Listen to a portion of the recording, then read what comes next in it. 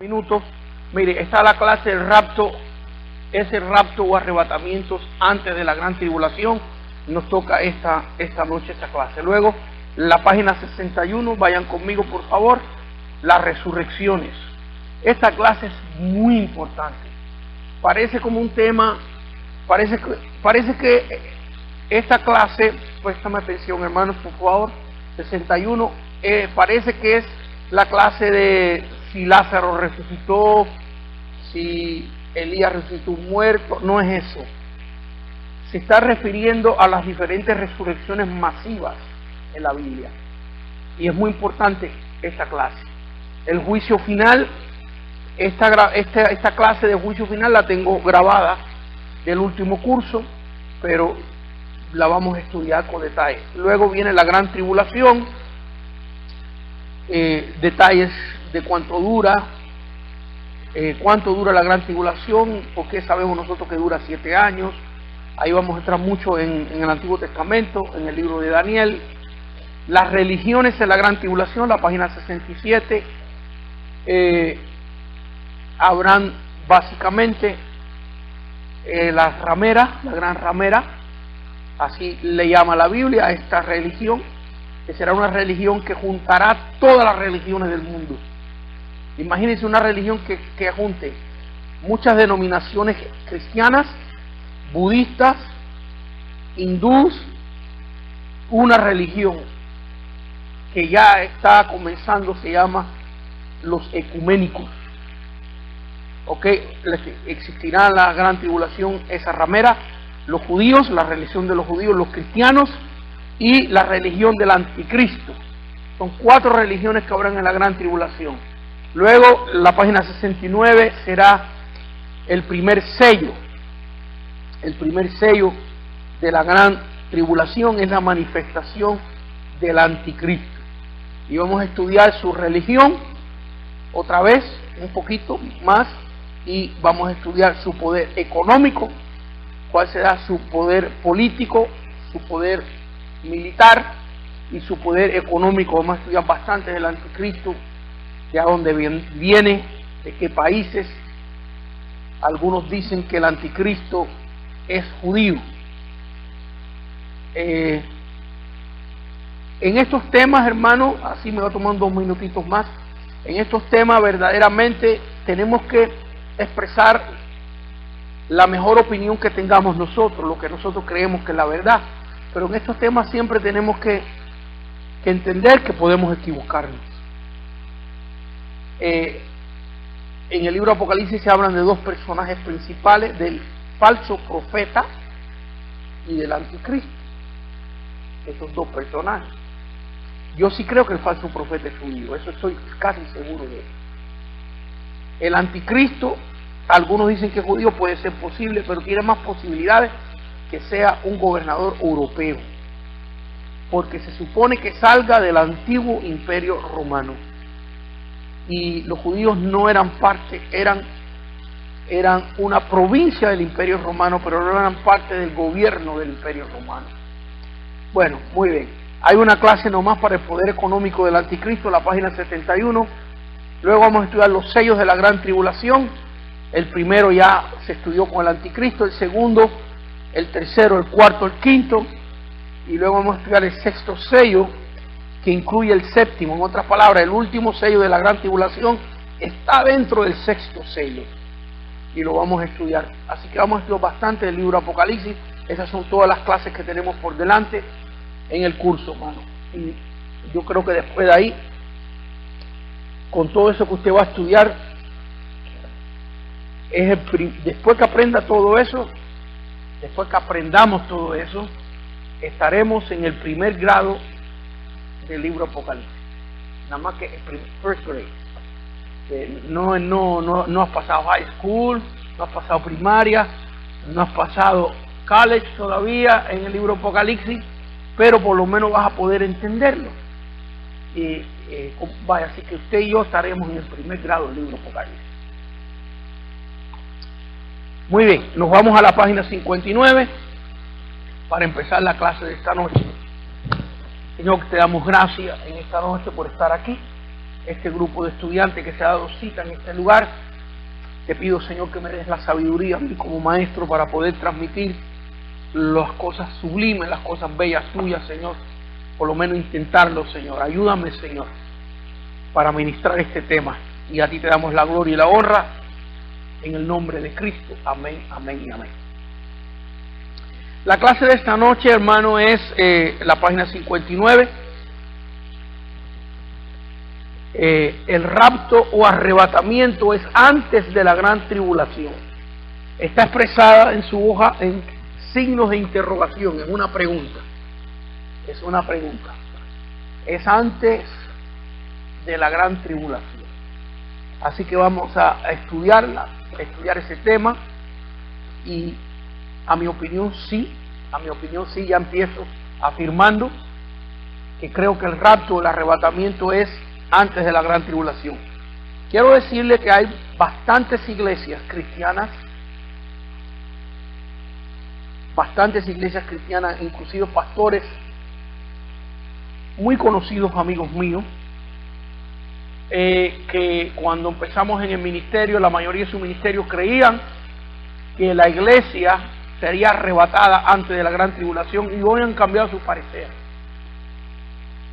Algunos creen que la iglesia será arrebatada a la mitad de la gran tribulación, y otros creen que la iglesia será arrebatada al final de la gran tribulación. Y yo no creo eso. Espero que estemos enseñando lo correcto. Pero hermanos, hay un pastor que yo conozco que me dice a mí: bueno, ¿qué tú te vas a hacer cuando veas al anticristo, cuando te des cuenta que estás en la gran tribulación? Y le digo: bueno, me voy a hacer lo mismo que tú, serle fiel a Dios y que venga lo que sea.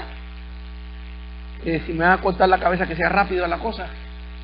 ¿Qué vamos a hacer? Hay que hacerle fiel a Dios. Y entonces yo le digo: ¿y qué te vas a hacer tú si el rapto de la iglesia viene y tú te quedas? Y cuando nos paremos delante del juicio y Dios, tú le preguntas al Señor: bueno, Señor, vino el rapto, ¿y por qué me quedé?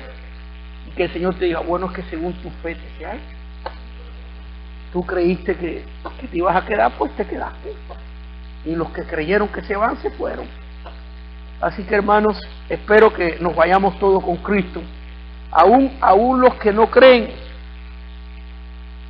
que el rapto es antes de la gran tribulación, aún eso espero yo que Dios en su misericordia, porque hay mucha de esta gente que son buenos cristianos, que creen todo lo demás igual que nosotros. Creen en el Espíritu Santo, creen en la llenura del Espíritu Santo, creen en los dones, alaban a Dios igualito que nosotros, cantan los mismos coritos que nosotros. Simplemente que ellos creen que el rapto es a la mitad o al final de la gran tribulación. Y yo espero que cuando venga el Señor, en la misericordia de Dios se los lleve a ellos también. Y cuando estemos allá, el Señor le dice: bueno, ustedes se equivocaron en esto, pero en todo lo demás, lo importante es que Jesucristo es Dios. No más se equivocaron en el tiempo que venía el Señor, pero creían que venía. Y ustedes se equivocaron, eso le diga a Dios. Entonces todos nosotros decimos: estamos en lo correcto. El Señor nos diga a nosotros: mire, no aplaudan mucho porque ustedes se equivocaron en esto, y en esto, y en esto, y en esto. Así que, gloria a Dios. Muy bien, hermano, introducción. Vamos a la página. La Biblia habla que había un periodo en la historia que se conoce como la gran tribulación. Será un tiempo cuando tendrá lugar en la tierra grandes catástrofes de todo tipo. Marcos capítulo 13, y vamos a leer algunos versículos nada más, porque como ustedes ven, ya les he leído las clases que vienen. Cada tópico tendrá su hora y su tiempo, así que algunas cositas son necesarias mencionarlas y pasarles por arribita así, y luego enfocarnos en el tema principal. Y otra vez más, si no terminamos esta clase hoy, la terminaremos la semana que viene.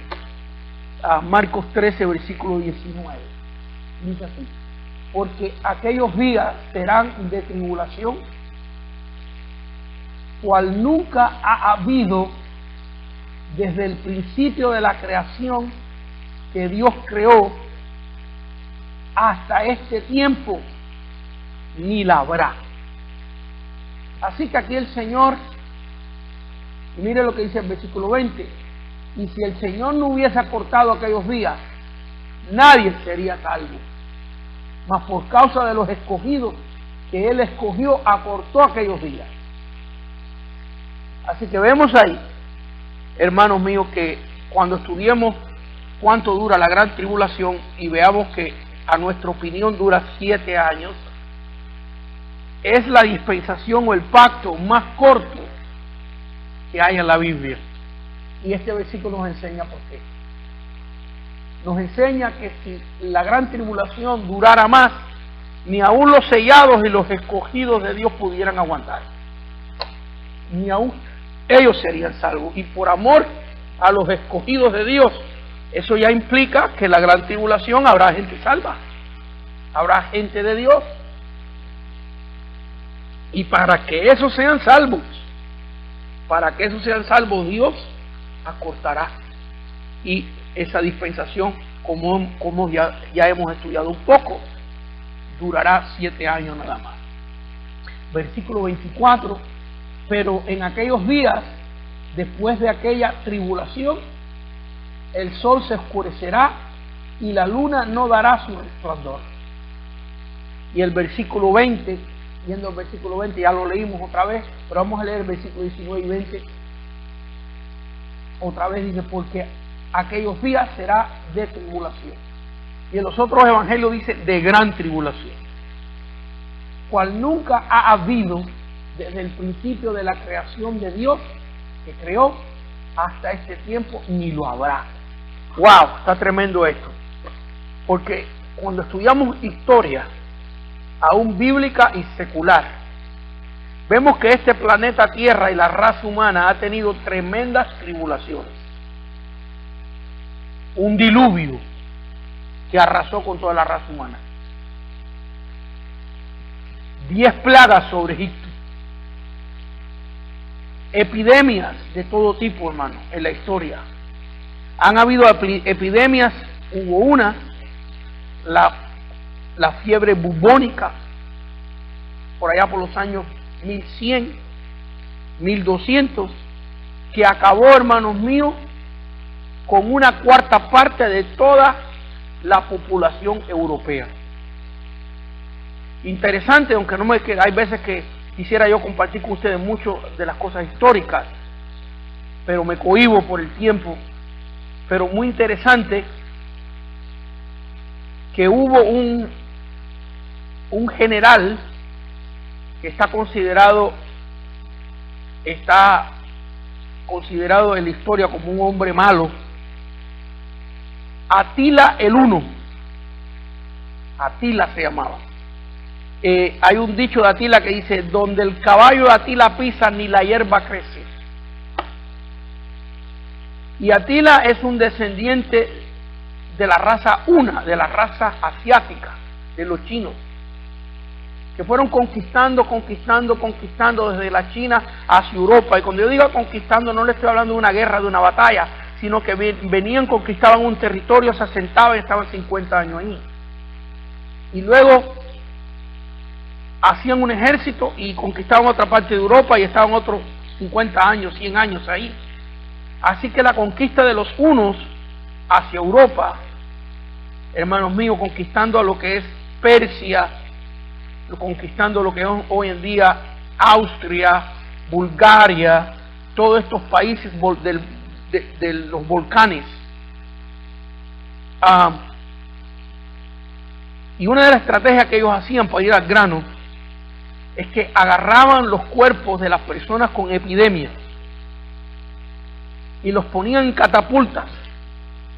O sea, las ciudades que eran amuralladas en aquellos tiempos, en vez de tirarle cañones y en vez de tratar de conquistarlas con ejércitos, agarraban todas las personas que buscaban por ahí con una epidemia, los ponían en la catapulta y lo tiraban por arriba de él.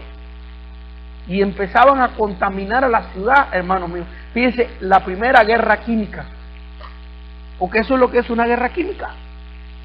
Y transmitían las enfermedades. Así vino a parar en Europa, es una de las formas que vino a parar la fiebre bubónica. Otra de las formas que vino a parar la fiebre bubónica es que en los barcos que venían a Europa, al sur de Europa, como Venecia, y por ahí empezó la parte, otra epidemia, que le salía a las personas como pudiéramos decir, en inglés se llaman boils, en español son úlceras. Eran unas pelotas grandísimas que se podían, primero roja, morada, y después reventaba la piel y se llenaba todo el cuerpo de eso. En los barcos que traían trigo y traían comida de Egipto, venían ratas infectadas.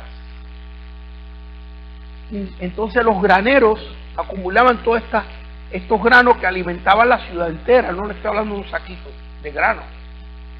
Y dentro de estos graneros, esas ratas tuvieron crías e infectaban el trigo, el grano, que luego se molía para hacer pan, y así es que se transmitían estas enfermedades. Se transmitieron estas enfermedades que acabaron, hermanos míos, en las historias que les estoy contando, en los casos que les estoy contando, acabaron con una cuarta parte de toda la población europea, toda, lo que es España, Portugal, Italia, Francia, Alemania, con todo eso arrasaron. Esto es curioso por lo que dice aquí la Escritura, porque ya la raza humana ha visto, hermanos míos, la Inquisición, los franceses tratando de conquistar al mundo, y cuando invadieron a Rusia mataron cientos de miles de personas. Han habido guerras, hermanos míos, que no alcanza el tiempo en esta noche para contárselas. Pero este versículo dice: porque en aquellos días será de tribulación, cual nunca ha habido desde el principio de la creación que Dios creó, hasta este tiempo ni la habrá. Y si el Señor no hubiese acortado aquellos días, nadie sería salvo, mas por causa de los escogidos que Él escogió, acortó aquellos días. Y ya cuando entremos más a profundidad a estudiar los sellos del libro Apocalipsis, veremos las diferentes plagas, las diferentes guerras que habrá en esa gran tribulación.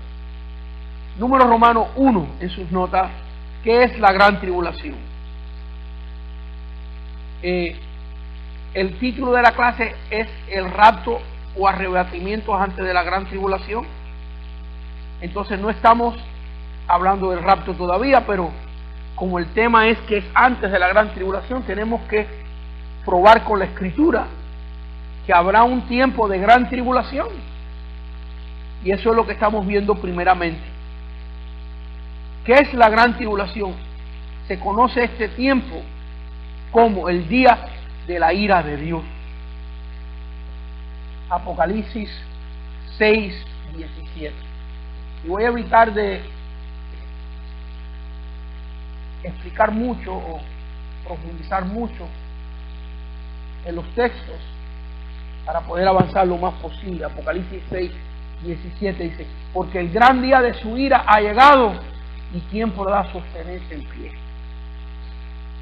Así que aquí vemos como la Biblia le llama el día de la gran ira de Dios. Primera de Tesalonicenses 1:10. Primera de Tesalonicenses 1:10. Así que hemos visto que hay una gran tribulación, o vendrá una gran tribulación sobre la tierra, que es el tiempo de la ira de Dios. Pero con relación a nosotros, ¿qué dice la Escritura con relación a la iglesia y de este tiempo de la gran ira de Dios? Primero de Tesalonicenses 1:10 dice: y esperar de los cielos a su Hijo. Ahí está el rapto. Cristo viene en las nubes, Cristo viene por su iglesia, dice, al cual resucitó de los muertos. Y ahora nos aclara aquí a Jesús. Leamos el principio del versículo otra vez. Y esperar. ¿Quiénes son los que están esperando? La iglesia. ¿De a dónde? De los cielos a su Hijo. El rapto. Cristo viene en las nubes. Al cual resucitó de los muertos. Aquí aclara quién. Para que no se vaya a pensar alguien que es un hijo adoptivo de Dios, sino el que resucitó de los muertos. Y ahora lo aclara más, a Jesús.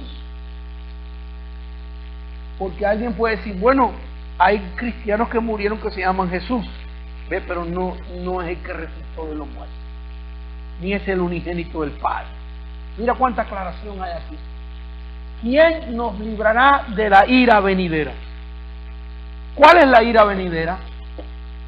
Que hemos estudiado brevemente hoy y en la clase pasada de lo que es la ira venidera. ¿Quién me puede decir? ¿Quién puede levantar la mano y decirme de qué se refiere la Biblia cuando dice la ira venidera? El juicio de Dios. Muy bien, ¿cuáles son los títulos que hemos estudiado? ¿Quién me puede decir? Ese juicio de Dios tiene título. Lo hemos estudiado y lo hemos repetido mucho esta noche ya y en la clase pasada. La gran tribulación. La Biblia es la que le llama la gran tribulación. Y dice aquí la Biblia que Dios va a librar a sus hijos de esa ira, ¿o no?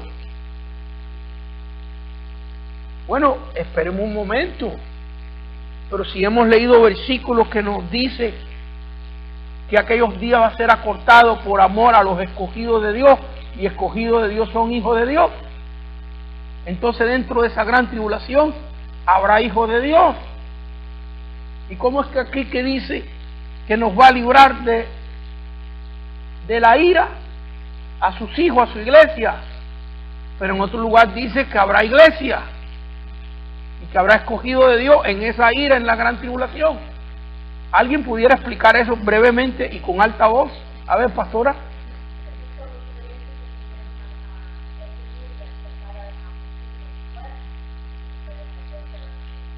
Correcto, y la palabra clave, lo que usted ha dicho, pastora, es después.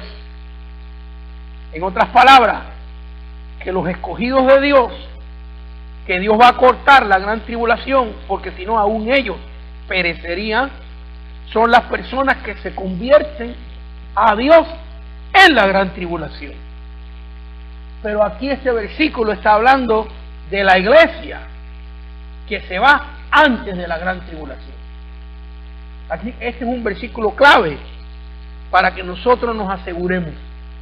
Ahora, ¿cómo explican esto los que creen que la iglesia se va a mitad de la gran tribulación o que se va al final de la gran tribulación? Ellos hacen una diferencia entre lo que es la gran tribulación y la ira de Dios. En otras palabras, ellos creen que la gran tribulación empieza, pero la ira de Dios no acontece hasta la mitad de la gran tribulación. Que la gran tribulación empieza con el anticristo y todo esto, pero el anticristo no va a perseguir a los creyentes inmediatamente. El anticristo le va a permitir a los judíos edificar su templo otra vez. El anticristo va a hablar de paz. El anticristo los 3 primeros años y medio de la gran tribulación, así enseñan ellos. Y entonces hablará de paz, será la solución para el mundo con tantos problemas que tiene, traerá una unidad de países europeos, va a hacer una economía mundial, y a mitad de la gran tribulación entonces empiezan las plagas grandes, empieza el juicio grande, empieza lo que ellos le llaman la ira de Dios. La interpretación de nosotros, por lo menos la que yo veo, es que la ira de Dios, la gran tribulación, empieza desde la manifestación del anticristo. Aunque hable de paz, aunque en principio de la gran tribulación traiga unidad, ya el anticristo es parte del juicio y de la ira de Dios. Es lo que Dios, este personaje, Dios lo va a permitir que se manifieste y estará posesionado por el diablo desde el principio de la gran tribulación. Ahora el anticristo puede ser que exista hoy ya, que Entonces hay un versículo en el libro de Tesalonicenses que dice que el rapto de la iglesia no acontecerá hasta que se manifieste. Quizás, pastor, usted me pueda conseguir ese versículo bíblico, no lo tengo en mis notas. Habla de la manifestación del hijo de perdición. Creo que es segundo de Tesalonicenses, creo que es capítulo 2 o 3, por ahí está. Pero ese es un versículo muy interesante porque ellos utilizan ese versículo para decir que está bien claro que se va a manifestar primeramente el hijo de perdición y entonces vendrá la resurrección y entonces será el rapto de la iglesia. Pero la palabra manifestación ahí en el libro de Tesalonicenses, enseguida lo vamos a conseguir, si no yo mismo lo consigo acá. Yo sabía que por ahí era. Según de Tesalonicenses 2:3, dice aquí: nadie os engañe en ninguna manera, porque no vendrá sin que antes venga la apostasía y se manifieste el hombre de pecado, el hijo de perdición. ¿Ve? Entonces ellos dicen, ve que no va a venir Cristo hasta que esto pase. Pero la palabra clave ahí es la palabra manifestación, y la palabra manifestación ahí no tiene que ver con el hombre, tiene que ver con Dios. Tiene que ver con la opinión de Dios, no con la opinión del hombre. En otras palabras, que el anticristo, desde el momento que nazca en el mundo, ya se manifiesta a Dios. Dios sabe quién es. El anticristo puede existir en este momento, porque cuando el anticristo tome poder sobre la tierra, no va a ser un baby, no va a ser el alcalde de una ciudad de Pinar del Río, Cuba. ¿Me entiende? Tiene que ser un hombre ya hecho, forjado en la política mundial. Tiene que ser un hombre por lo menos de 30 años o más para arriba, bien conocido. Entonces, hermanos míos, cuando el anticristo se manifieste como anticristo a los hombres, ya se manifestó como anticristo para Dios hace rato. Ya Dios sabe quién es. Entonces, hermanos, el anticristo existe en la tierra o existirá, porque no sabemos la hora ni el día cuando Cristo venga. Puede ser que el Señor vaya a venir dentro de 5 años, no sabemos. Y el anticristo será un gobernante europeo, a mi opinión, un gobernante europeo que cuando la catástrofe del rapto, porque para nosotros el rapto de la iglesia es una bendición, pero para el mundo será una catástrofe, será el catalítico, el arranque de la gran tribulación. El arranque de la gran tribulación es la bendición nuestra, el rapto de la iglesia. Cuando la iglesia sea levantada y llevada hacia las bodas del Cordero, aquí en la tierra habrá una catástrofe inmensa. Desaparecerán millones y millones y millones de personas en un instante de la tierra. Imagínense, hay un versículo bíblico muy curioso, hermanos míos, porque Jesús le dice dice que las mujeres en el rapto estarán llorando, gimiendo, y dice que nos agarre este día, estoy parafraseando, a las embarazadas, que no os agarre de sorpresa este día. ¿Por qué? Porque las criaturas desaparecerán de su vientre, hermano. Porque los babies son inocentes, no tienen pecado voluntario, y Cristo ya murió por el pecado adámico. Cristo ya murió por el pecado de nuestra naturaleza. Nosotros tenemos que arrepentirnos por el pecado. ¿Cuántos de ustedes se han arrepentido por el pecado de Adán? Hay una doctrina por ahí que las personas se tienen que arrepentir hasta de los pecados del abuelo. Suena cómico eso, ¿verdad? Pero yo como pastor he tenido que ver, hermanos míos, esto. Yo digo que para mí eso es una herejía. Para mí eso es una herejía. Para mí, yo he visto hermanos, buenos ministros de Dios, y eso que agarran esa doctrina por aquí, por allá, la predican. ¿Y cómo veo eso yo? Para mí es una herejía, pero yo no los juzgo a ellos como herejes, los juzgo simplemente como personas que no han querido entender la palabra. No han querido y están equivocados en esa área. Porque, ¿cómo se llama tu abuelo? Fulano de tal. ¿Y tu abuelo era mujeriego? Sí. Bueno, vamos a confesar los pecados de mujeriego, de adulterio de tu abuelo. Y la idolatría de tu abuelo. Imagínese usted, cuando acabes con tu abuelo, tu tatarabuelo, ¿qué? Y tu bisabuelo, ¿qué? Y por ir para allá, hermano.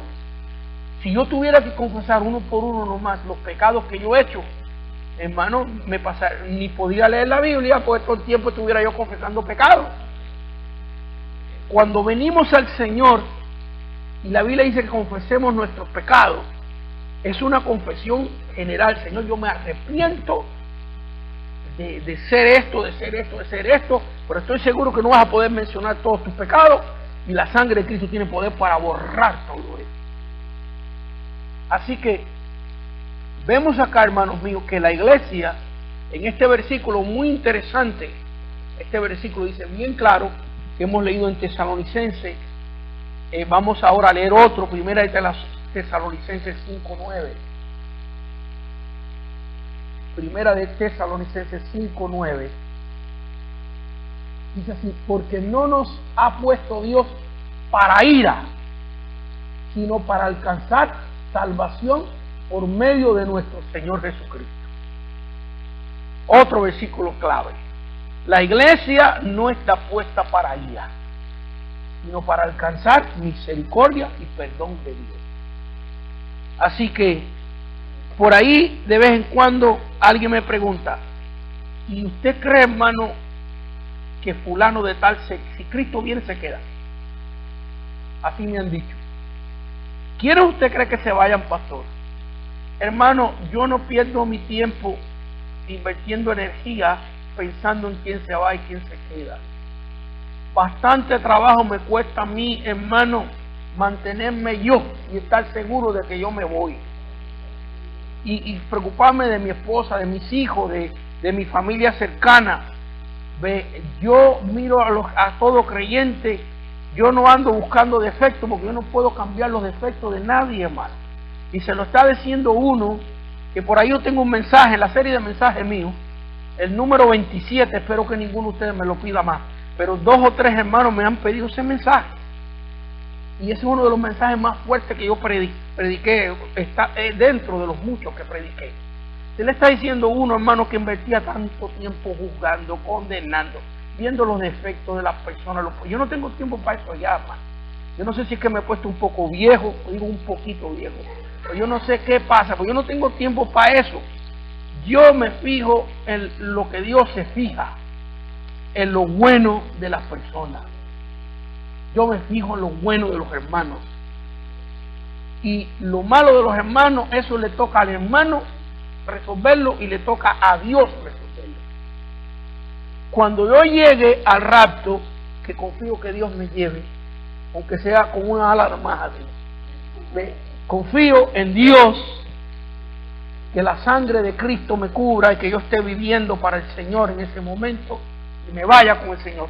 Y llega allá al cielo y me encuentre 1 millón o 3 millones o 4 millones de los que no se supone que estén allí, yo no voy a tener ningún problema.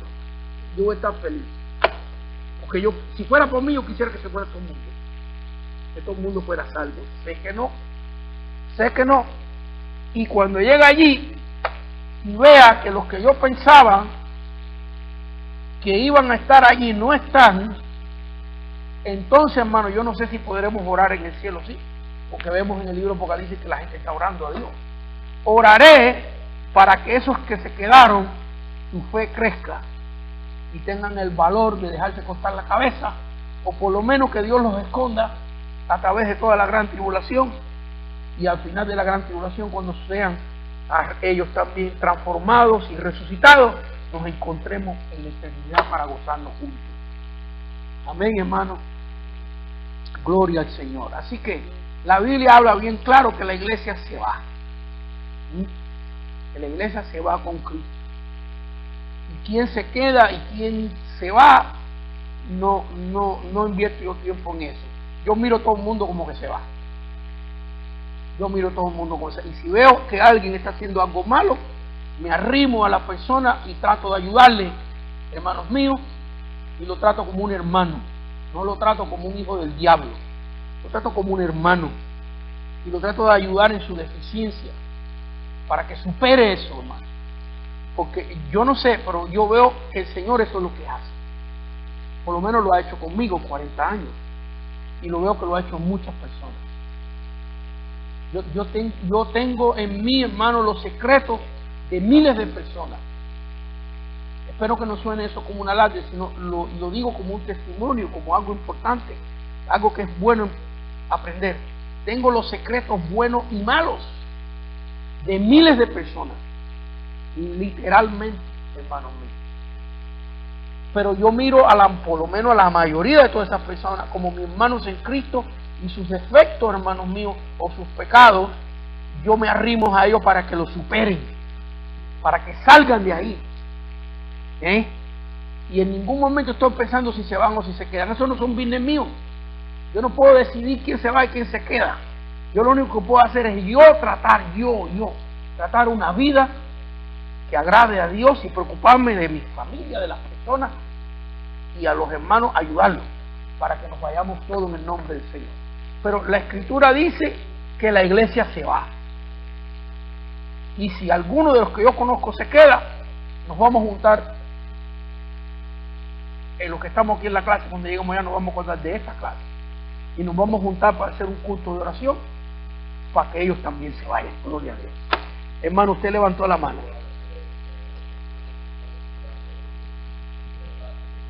Está escuchando el rapto. Muy bien. Repito desde aquí. Cuando se refiere a la iglesia,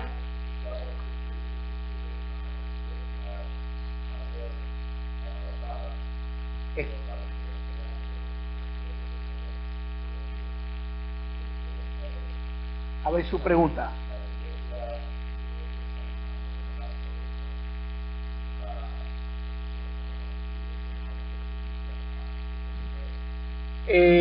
Muy buena pregunta. La pregunta es que si la iglesia se refiere a los gentiles, la iglesia que se va en el rapto, y que si los gentiles somos las primicias. Muy bien. Entiendo su pregunta. En este momento vamos a suponer que viniera Cristo al final de la clase. Estamos saliendo ahí por la puerta y viene el Señor. Todas las personas que crean en Cristo, sean judíos, porque hay judíos que creen en Cristo, toda persona que cree en Jesucristo, en su sacrificio, se va con el Señor. Pero la gran tribulación, cuando estudiemos cuánto dura la gran tribulación y por qué vemos que la gran tribulación dura 7 años, porque faltan 7 años en la promesa de Dios al pueblo judío. Faltan 7 años donde Dios va a usar al pueblo judío para ser los predicadores de la palabra de Dios. Faltan 7 años. Dios le prometió al pueblo judío una cantidad de años que ellos iban a ser la nación usada por Dios. Y ahora ha entrado el tiempo de los gentiles. Pero le falta a Israel 7 años para ellos ser los portadores de la palabra de Dios. Y ahí es cuando se cumplirá esa profecía en la gran tribulación, donde 144,000 sellados de las 12 tribus de Israel, Apocalipsis capítulo 7 y Apocalipsis capítulo 14, eso lo vamos a estudiar en detalle más adelante. El pueblo judío va a ser usado en la gran tribulación para ser los principales portadores de la palabra de Dios. Así que en este momento, no importa qué raza sea, si viene Cristo, los que creen en Cristo se van. Pero en la gran tribulación serán los judíos los principales predicadores del Evangelio. Hermano, usted levantó la mano.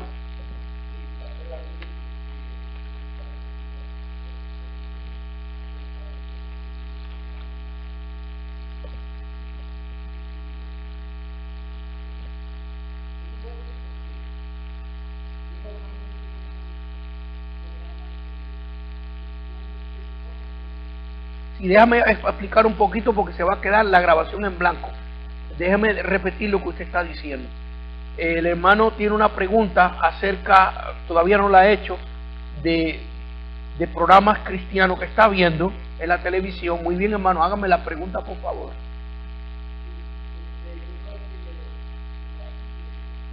Ajá, en las iglesias se ha metido judaísmo dentro de las iglesias.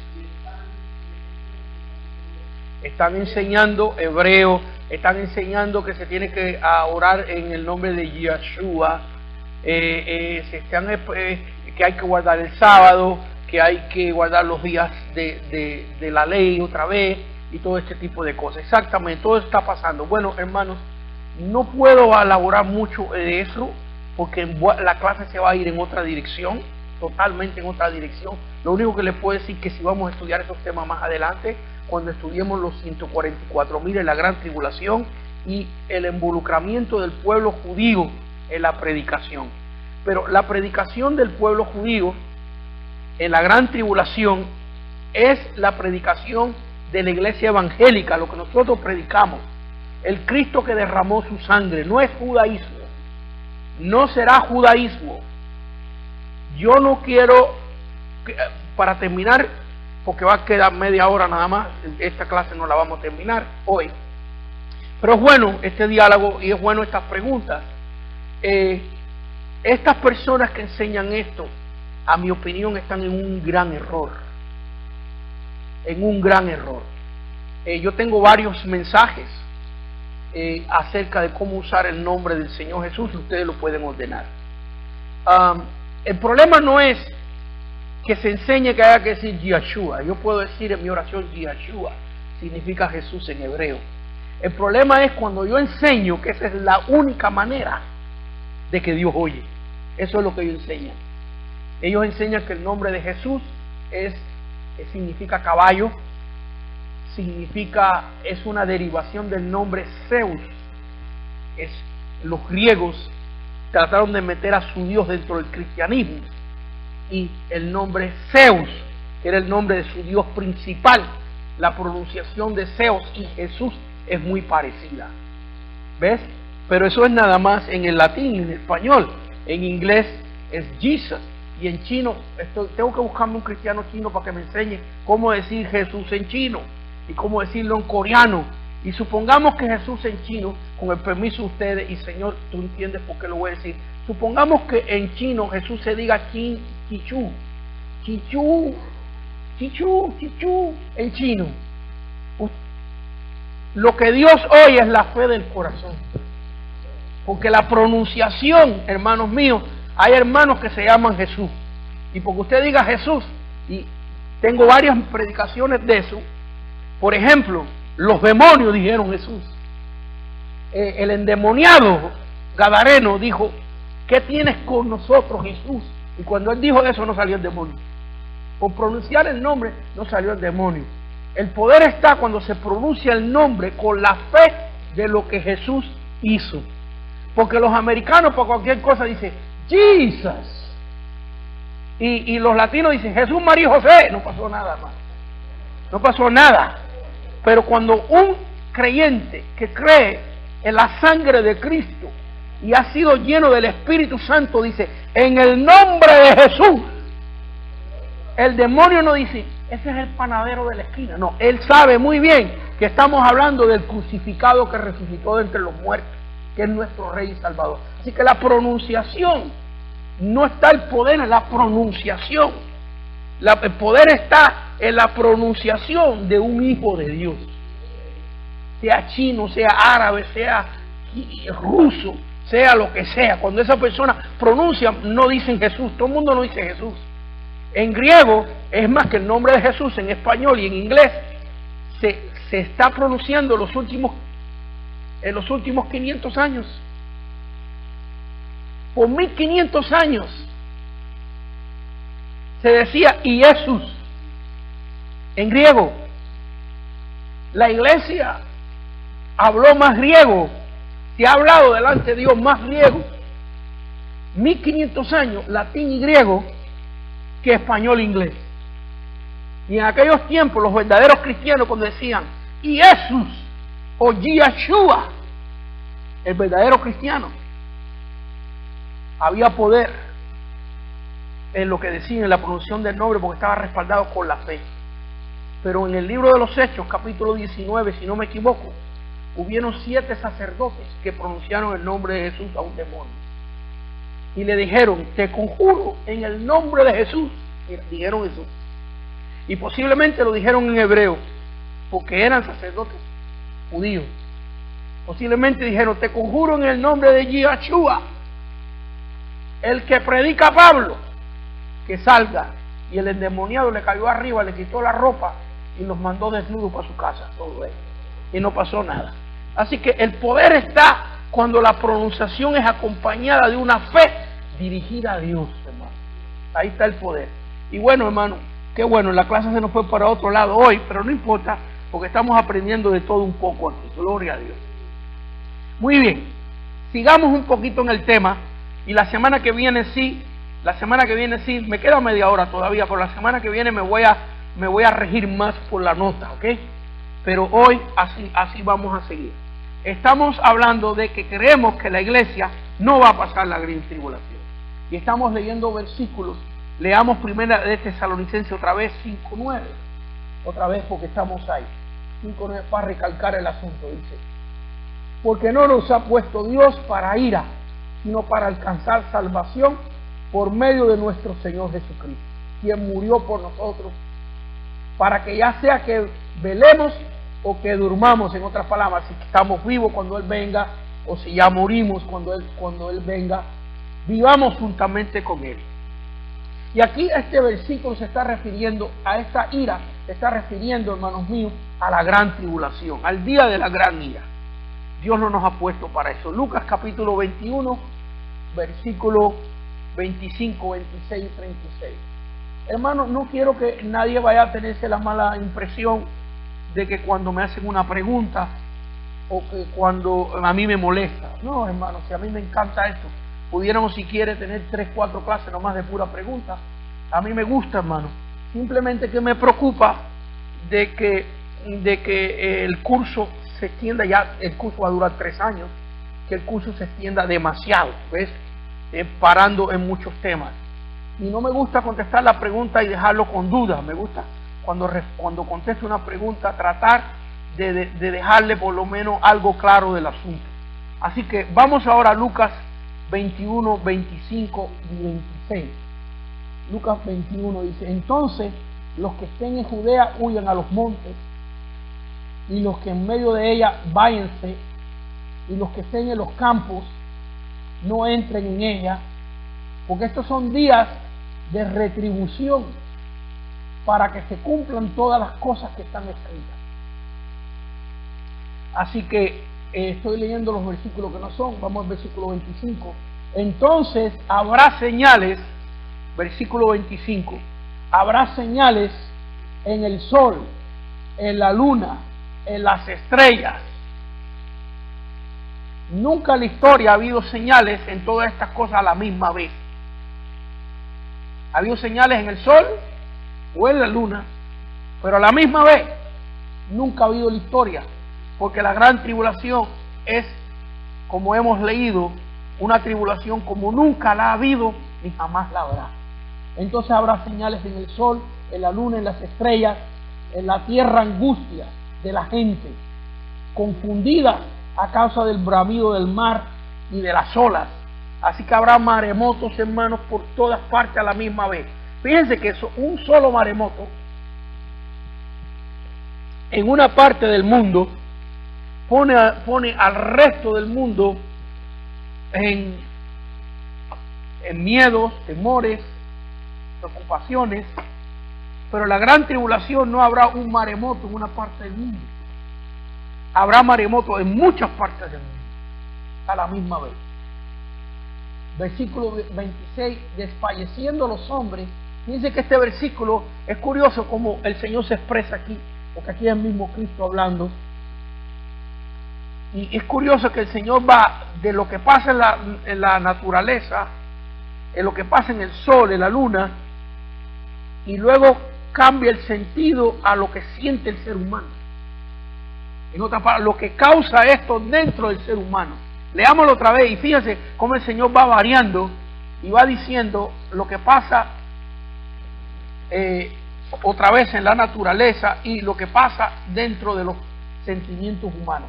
Versículo 25. Entonces habrá señales en el sol, en la luna, en las estrellas, en la tierra angustia, ¿ves? La tierra no tiene sentimiento. Cuando dice la tierra angustia, se está refiriendo de las gentes confundidas. Había una confusión horrible. Imagínense cuántas familias se desapareció el tío, la tía en el rapto de la iglesia. No se sabe. Imagínense la esposa, la pareja de marido y mujer, y ella estaba embarazada y el baby se desapareció. Pero no se desapareció un baby, se desapareció. ¿Cuántas mujeres embarazadas hay en este momento en el mundo? ¿Millones? Estoy hablando de todos los países. Imagínense que Cristo venga dentro de media hora. Todos esos millones de babies van a desaparecer. Esto va a causar tremendas confusiones. Imagínense el estado emocional que tendrá el mundo cuando el rapto venga. Los que queden aquí. Dice, la gente es confundida a causa del bramido del mar y de las olas, de las grandes. Ahora cambio otra vez. Aunque este bramido del mar y las olas puede significar los sonidos de aerolitos explotando sobre la tierra, volcanes a la misma vez, que hacen que el sol no se vea, cosas horribles. Carezco de palabras.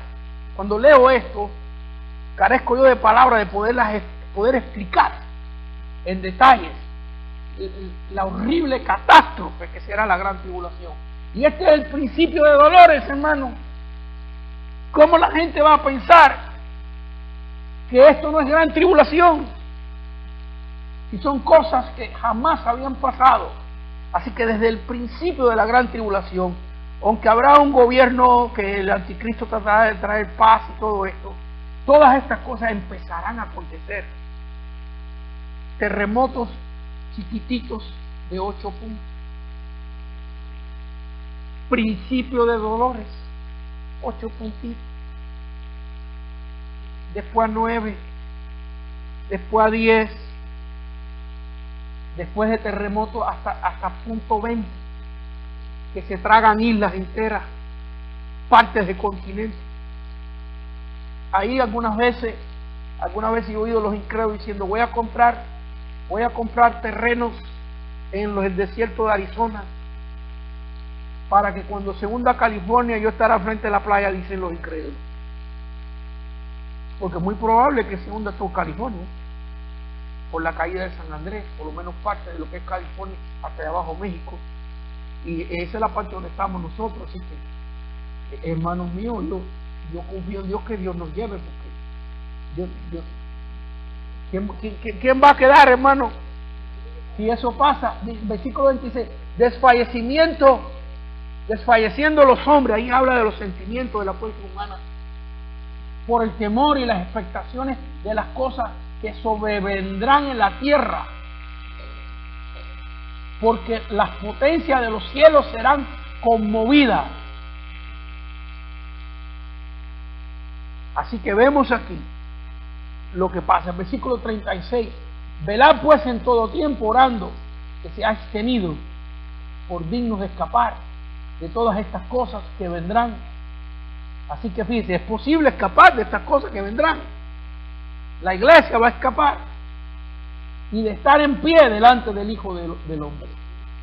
Así que vemos aquí en estos versículos, hermanos, y he evitado mucho de profundizar, de explicar demasiado, porque si no, en esta clase nos va a tomar como la del milenio, que tuvimos 5 clases para darla. Así que vemos, hermano, que esto es la gran tribulación, lo que hemos leído. La iglesia pasará tribulaciones, pero no la gran tribulación. Así que la iglesia pasará tribulaciones, pero no va a pasar la gran tribulación. Algunos afirman, número Romanos 2, algunos afirman que la iglesia pasará la gran tribulación. Y ya hemos hablado de eso, no quiero abundar mucho de eso, pero vamos a leer algunos versículos que ellos utilizan. Hechos 14, 22. Hechos 14, 22.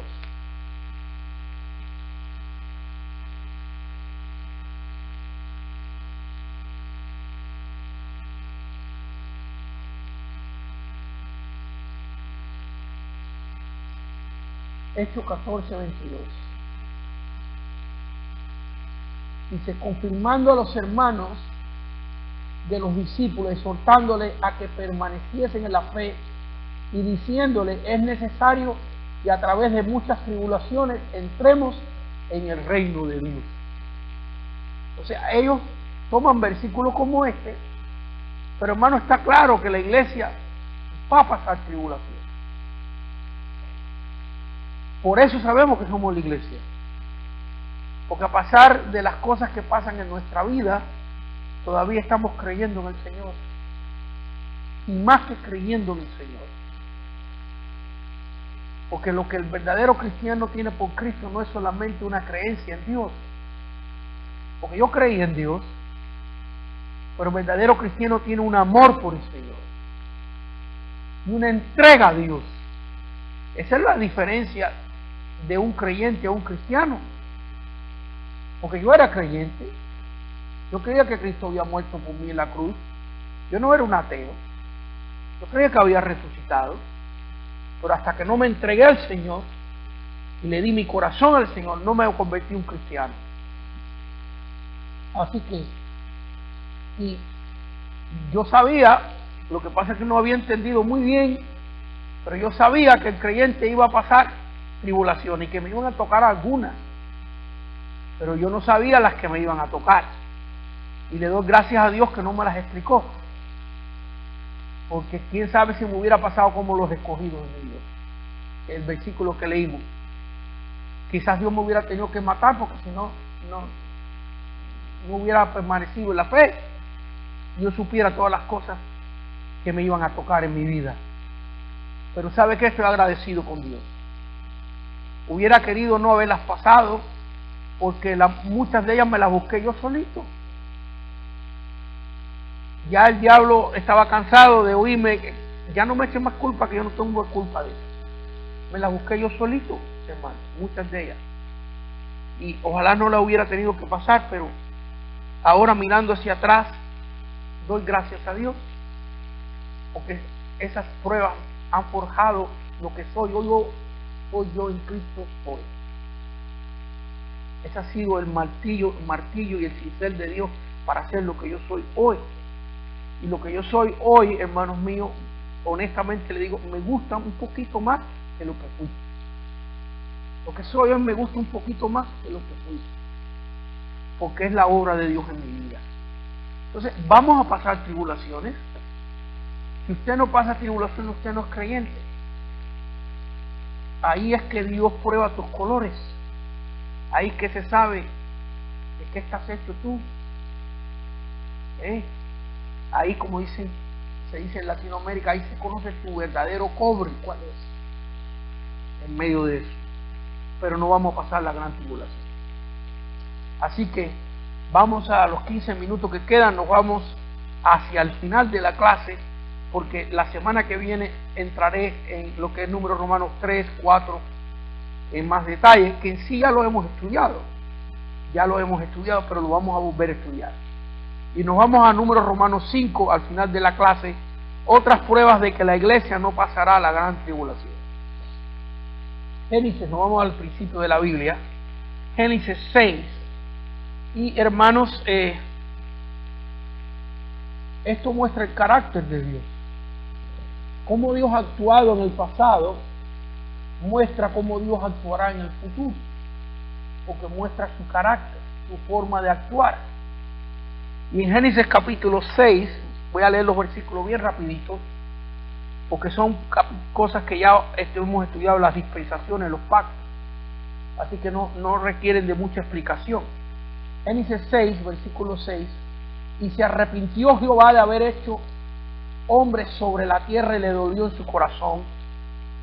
Versículo 7, y dijo Jehová, raeré de sobre toda la faz de la tierra a los hombres que he creado, desde el hombre hasta la bestia y hasta el reptil y las aves del cielo, pues me arrepiento de haberlos hecho. Muy bien, versículo 17 y 18. Versículo 17 y 18. Y he aquí que yo traigo un diluvio de agua sobre la tierra para destruir toda carne en que haya espíritu de vida debajo del cielo. Todo lo que hay en la tierra morirá. Versículo 18.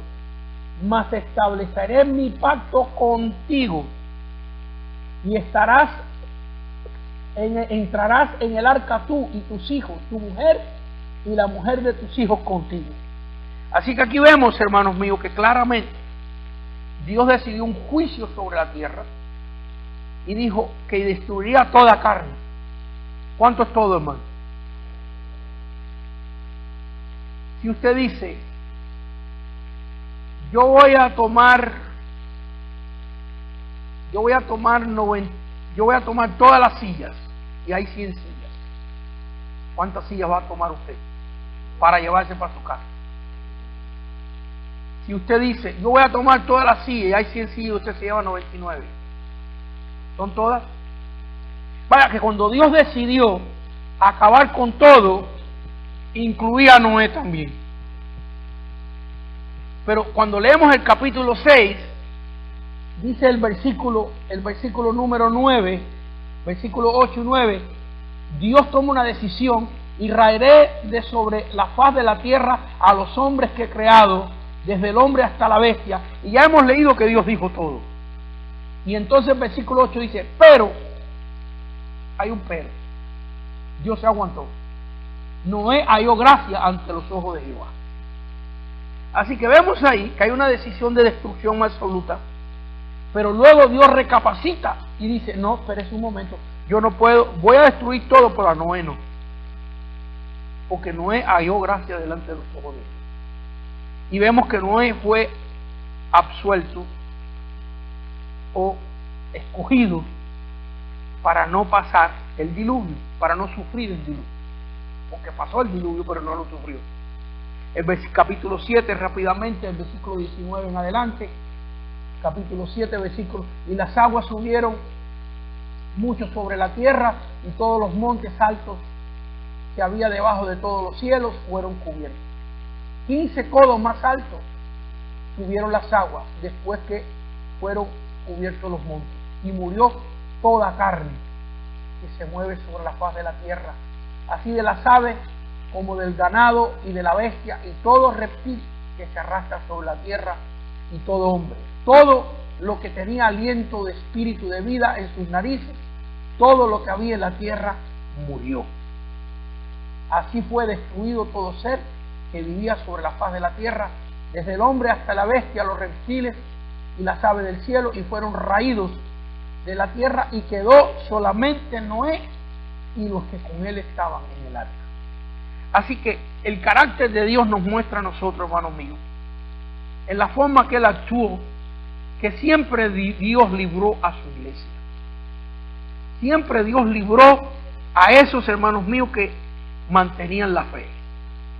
Fíjense, hermanos, y más bien voy a darle los ejemplos verbales porque ustedes los conocen ya, están en la Escritura y los hemos estudiado. Fíjense que aún cuando Dios va a destruir la ciudad de Jericó, Dios le permite a Josué en el capítulo 2 a mandar a 2 espías a la ciudad. Pero déjenme hacerle una pregunta a ustedes. Del capítulo 1, cuando Dios se le aparece a Josué y le dice, no temas, no desmayes porque yo estoy contigo, sino esfuérzate y sé valiente. Desde ese capítulo 1 y del capítulo 2, cuando Josué manda a los 2 espías, ¿sabía Dios que él iba a tumbar las murallas? ¿Qué ustedes creen? ¿Dios sabía que él iba a tumbar las murallas? ¿Y Josué sabía? Pero Dios sí sabía.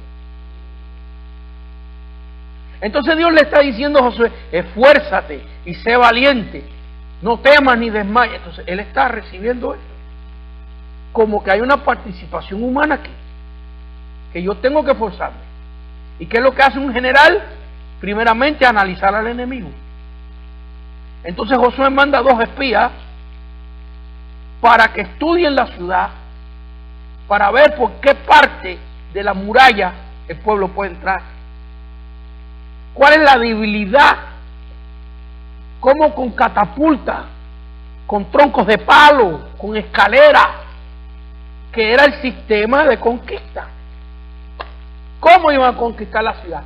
Dios sabe que va a tumbar las murallas, pero le permite a Josué que mande los espías. Y los espías, hermanos míos, entran a la ciudad, y en la única casa que entran es en casa de la ramera. Y cuando entran por la puerta de la casa de la ramera les predica a ellos.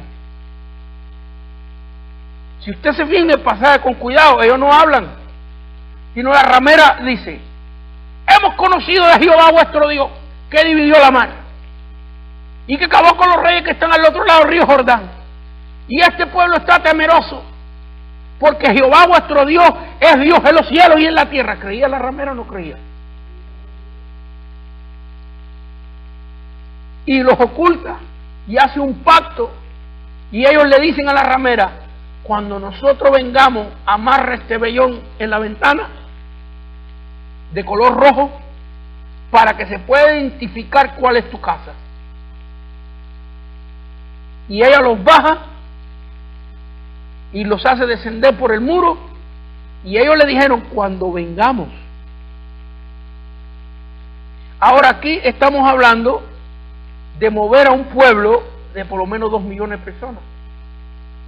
Eso no se hace en un ratito, eso se toma una estrategia, y Josué tiene que juntar al pueblo. Si usted se fija con cuidado, que el arca vaya adelante, que las trompetas, que los sacerdotes y todo esto, y no hay trenes, no hay aviones, no hay carros, no hay carretera, no hay pavimento, hay que caminar por un lugar que no ayuda al pie, a la forma de andar. Esto toma mucho tiempo, pero no más que la ramera los hace descender del muro, amarra el vellón rojo inmediatamente. Esto es un acto de fe. Esto es un acto. Yo no soy más de esta gente. Yo he creído en el Dios de ustedes. Y cuando viene, hermanos míos, la conquista, y Josué suena las trompetas y se cae la muralla, Josué le dice a los generales del pueblo: vayan a casa de la ramera y saquen a la ramera y a su familia de ahí. Pero hay un problema, que la casa de la ramera estaba arriba del muro, y si el muro se cayó la casa de la ramera. Entonces, ¿cómo iban a sacar a la ramera y a su familia de la casa después que el muro se cayó? Porque Josué dice: vayan a casa de la ramera y saquen a la ramera. Y a mi opinión, porque aquí se puede especular mucho, ¿verdad? Algunos dicen que se cayó el muro, pero que los ángeles de Jehová aguantaron la casa de la ramera hasta abajo. Yo no creo eso, porque si hubiera sido el papá de la ramera, o el tío de la ramera, o el hermano de la ramera, y viene ese terremoto y se cae la muralla, y yo veo que la casa mía cayó intacta, yo abro la puerta y salgo para afuera rápido, hermano.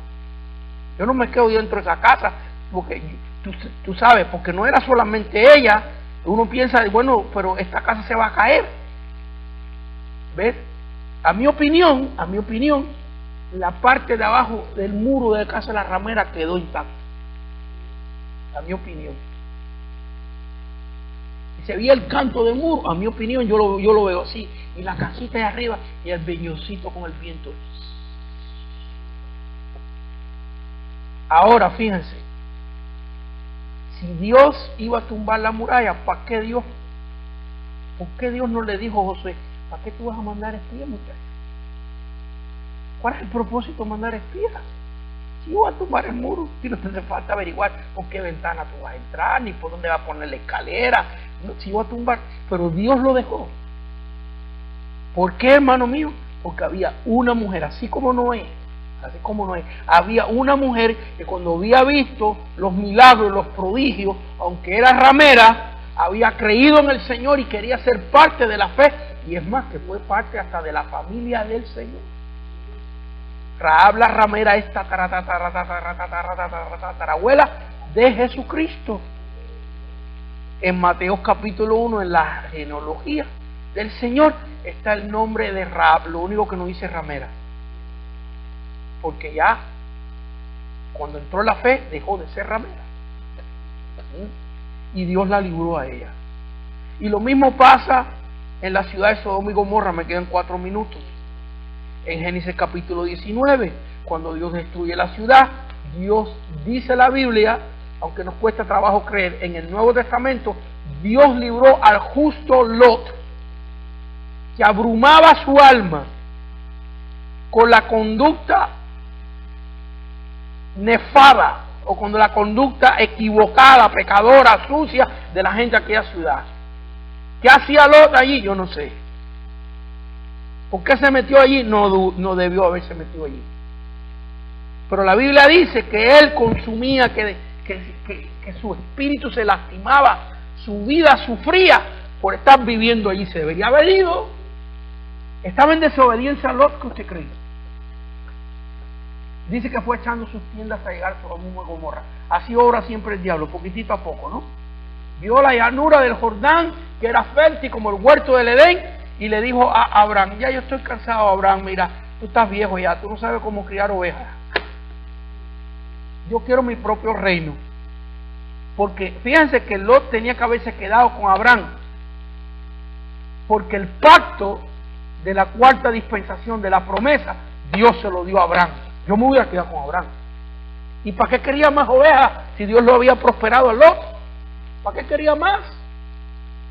Pero se separó de sus hijos. Yo quiero hacer mi propio reino, desobediencia. Y fue echando sus tiendas hasta llegar a Sodoma y Gomorra. Y allí lo encontramos. Pero el Nuevo Testamento, hermano, dice que Lot era justo y que abrumaba su alma.